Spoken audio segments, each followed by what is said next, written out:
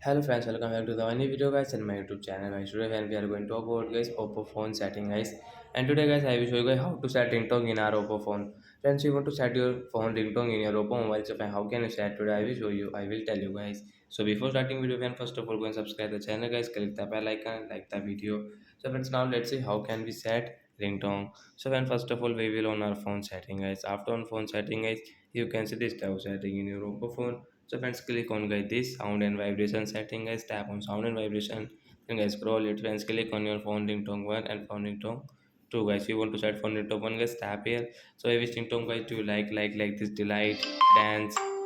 So guys click on this relax and guys again tap come back. Friends, you can see phone ringtone two guys. You want to set guys both of ringtone, so you can set. We will change into a school ringtone and school. Come back. Friends, you can see phone ringtone will set. Sim one will relax. Sim two will school. So friends, you can increase guys here and you can decrease your volume from here guys. So like that guys, we can set our phone ringtone in our Oppo mobile. So that's it guys. Thanks for watching the video. Bye guys.